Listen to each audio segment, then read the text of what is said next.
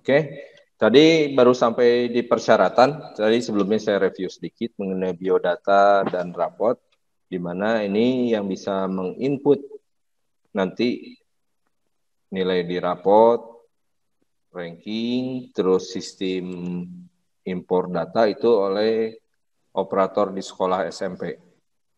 Jadi peserta nanti tidak bisa, palingan juga kalau misalnya login peserta bisa itu hanya mengedit biodata yang penting-pentingnya saja.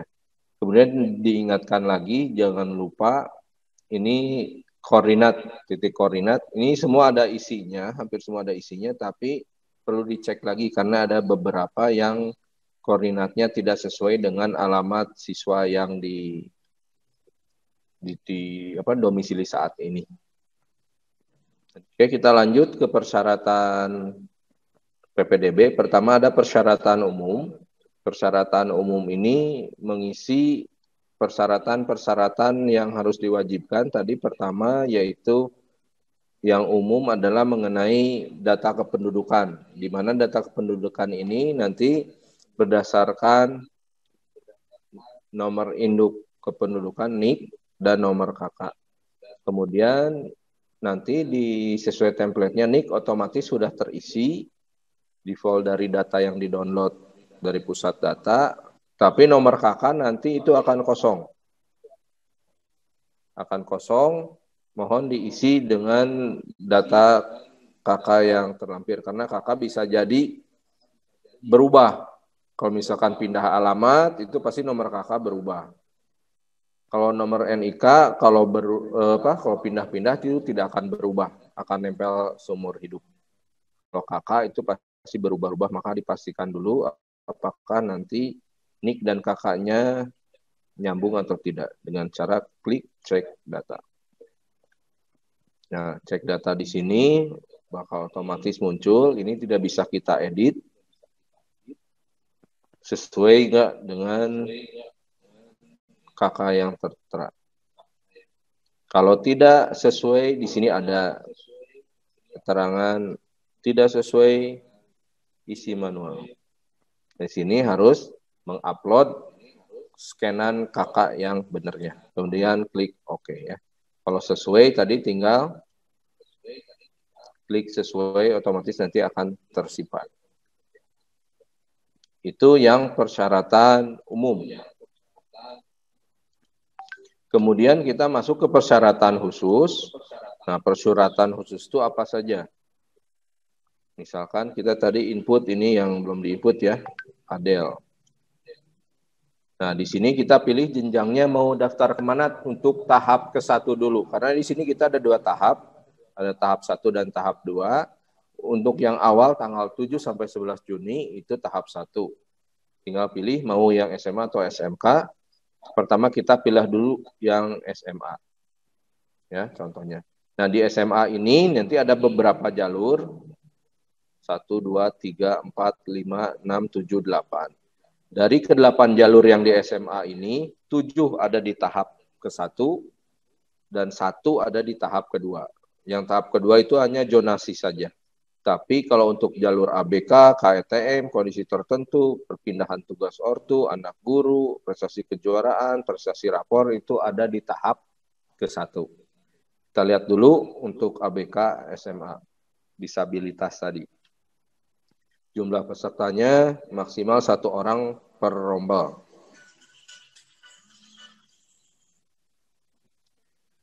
Ya, misalnya jalur ABK, nah di sini kita suruh mengupload gambar atau PDF, surat hasil diagnosa atau penilaian kekhususan dari ahli atau Pokja Pendidikan Inklusif.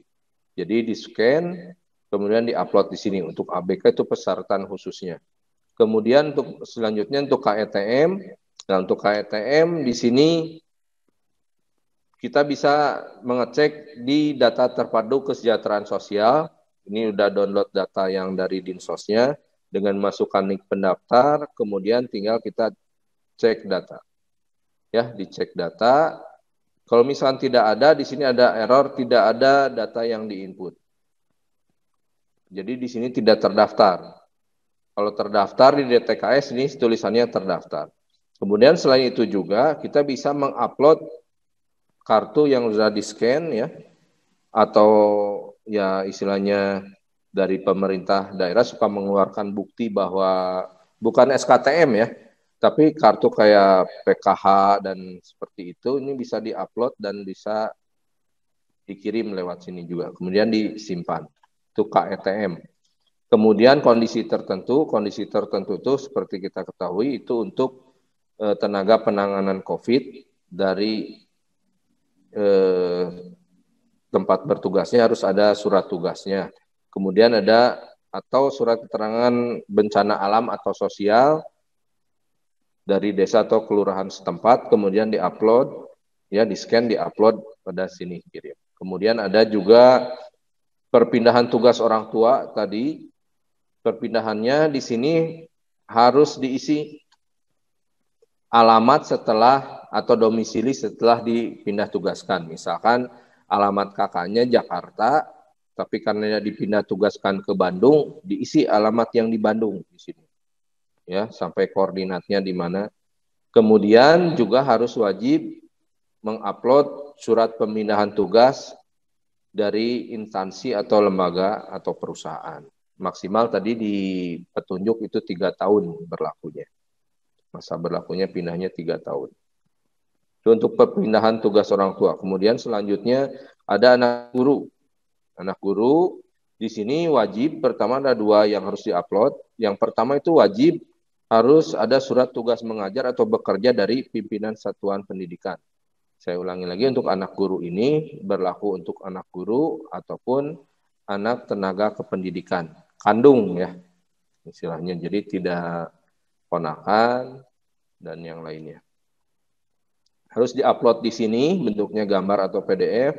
Nah yang kedua, ini sertifikat pendidik jika ada, kalau tidak ada tidak boleh, mangga tidak diupload, tapi kalau misalkan ada silakan scan kemudian diupload untuk sertifikat pendidiknya, itu untuk jalur anak guru. Kemudian juga mengingatkan di situ peraturannya diprioritaskan untuk anak guru yang bertugas di sekolah tujuan tersebut.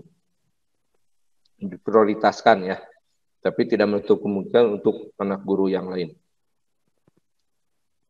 Kemudian selanjutnya itu ada prestasi kejuaraan. Nah, prestasi kejuaraan di sini jenis lombanya, penyelenggaranya apa? Di sini sudah ada 1, 2, 3, 4, 5 dipisah ke 5. Ada jenis kejuaraan yang di bawah naungan Kemdikbud atau Kemenak seperti O2SN, OSN, FLS2N dan lain sebagainya. Kemudian ada juga yang di luar Kemdikbud, misalkan di bawah naungan organisasi pusat tertentu olahraga, misalkan ada KONI, ada Forki, apa ya, BOPI banyak, nanti bisa dikonsultasikan. Itu di luar Kemdikbud dan Kemenak. Kemudian untuk pramuka itu dipisahkan untuk tahun ini, tidak dimasukkan di luar Kemdikbud atau Kemenak. Untuk pramuka khusus ya, kejuaraan-kejuaraan yang diselenggarakan oleh kuartir nasional, kuartir daerah, dan juga kuartir cabang. Itu khusus ada. Kemudian ada Hafiz Quran tadi juga ada petunjuknya, minimal yang 3 juz itu setara dengan kejuaraan berapa dan seterusnya. Kemudian juga ini ada kegiatan West Java Leader Reading Challenge. Kemarin pernah sempat dilaksanakan di level provinsi dan kota kabupaten. Udah berapa buku biasanya yang diselesaikan dan lain sebagainya. Itu jenis lomba atau ininya kategorinya tinggal pilih. Tinggal nanti misal pilih pramuka ya, nama prestasinya apa, piagamnya apa, sudah ditentukan nih. Jenis-jenis kegiatan yang ada di pramuka ini sudah dimasukkan. Ya, jadi selain di luar, kalau tidak ada berarti itu bukan dari jalur pramuka, mungkin masuknya ke jalur di luar Kemdikbud atau Kemenak. Ya, nama prestasinya soalnya bisa diketik sini. Kalau misalkan mau daftar jalur pramuka, ini dipastikan di list ini sudah tertera ya, sudah ditentukan yang valid di kepramukaan. Kemudian ini diupload sertifikatnya, misalkan juara atau misal kegiatan, di sini diupload gambar atau PDF sertifikatnya kalau mendapatkan sertifikat. Juga ini kalau ada foto ketika mengikuti kegiatan, kebetulan ada, silahkan di-upload. Terus kalau misalkan kejuaraan, itu ada foto waktu menerima piala atau pengalungan medali, silahkan di-upload juga. Kemudian di sini ada link YouTube bagi yang akan menampilkan keahliannya, kebiasaannya, atau saat pertandingan, atau mau mendemokan keahliannya, itu bisa membuat video di YouTube, kemudian dikopikan linknya di sini, biar nanti sekolah melihat sebelum, kalau misalkan mau ada tes, itu bisa dilihat dulu previewnya. Atau tidak ada tes, bisa lihat di YouTube ya. Untuk penilaiannya nanti dari tim penilai. Itu untuk kejuaraan. Kemudian ada prestasi rapot. Nah, prestasi rapot di sini itu mengisikan nilai-nilainya ya.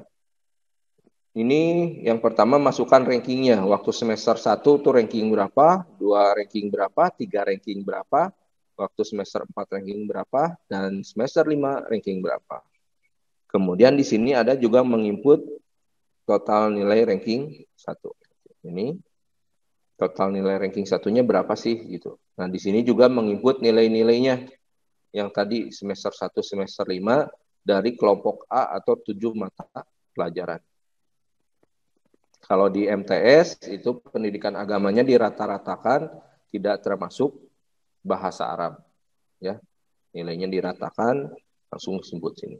Dan lain sebagainya 1 sampai 5, kemudian simpan. Selanjutnya nanti biar sistem yang akan meranking berdasarkan aturan. Kemudian terakhir untuk SMA itu adalah zonasi. Kalau zonasi itu di sini untuk menentukan alamat adanya di tahap kedua, nanti di ranking berdasarkan jarak terdekat ke sekolah tujuan. Itu untuk di SMA. Sekarang kita lihat persyaratan khusus untuk di SMK. Jalur pendaftarannya sama, ABK sama, KETM juga sama, kondisi tertentu tadi sama persyaratannya, perpindahan tugas orang tua juga sama ya persyaratannya, di mana domisilinya, terus di-upload surat tugasnya. Nah, yang agak berbeda, anak guru juga sama, ya, mana. Kemudian prestasi kejuaraan juga sama, ya, sama kegiatannya apa, upload sertifikatnya, upload foto saat mengikuti kegiatannya, upload juga waktu menerima hadiah, dan juga bisa menyematkan link YouTube untuk memperlihatkan keahliannya. Kemudian prestasi raport umum. Nah, untuk prestasi raport umum itu adanya nanti di tahap kedua di SMK. Itu hanya mengisikan nilai dari semester 1 sampai semester 5, 7 mata pelajaran. Ya, tanpa menginputkan ranking. Ya, tapi ini kalau di SMK raport umum itu adanya di tahap kedua nanti. Nah, untuk di tahap 1 ada namanya prestasi raport unggulan, itu juga sama, tinggal memasukkan nilainya dari semester 1 semester 5, 7 mata pelajaran, tapi dengan persyaratan tertentu tadi. Ada beberapa jurusan yang harus memasukkan minimal nilai, misalkan matematika minimal nilainya harus 80 dan sebagainya. Itu di raport unggulan. Kemudian ada juga prioritas jarak. Nah, prioritas jarak ini hampir sama dengan zonasi, harus mengisikan jarak terdekat ke sekolah. Itu bisa sebanyak 10% kalau nggak salah dari tadi presentasinya. Mirip dengan zonasi, itu silakan dimasukkan alamatnya, nanti diukur jarak terdekat dari sekolah tujuan. Udah segitu ya untuk persyaratan khususnya. Mohon dimasukkan sesuai dengan nanti mau daftarnya, daftar jalur mana gitu. Jadi sebelumnya dipersiapkan. Kalau misalkan semuanya diisi bagaimana Pak? Ya nggak apa-apa sih, tapi kan istilahnya yang dipakai nanti hanya salah satu saja. Kita mau daftar ke jalur mana. Kita sekarang isi alamat terdekat, tapi nanti masuknya pakai jalur kejuaraan. Ya otomatis nggak akan kepake juga jarak gitu ya. Karena alamat umum itu sudah ada di biodata tadi. Kalau yang di sini bedanya prioritas jarak itu meranking memang berdasarkan jarak terdekat. Seperti itu ya.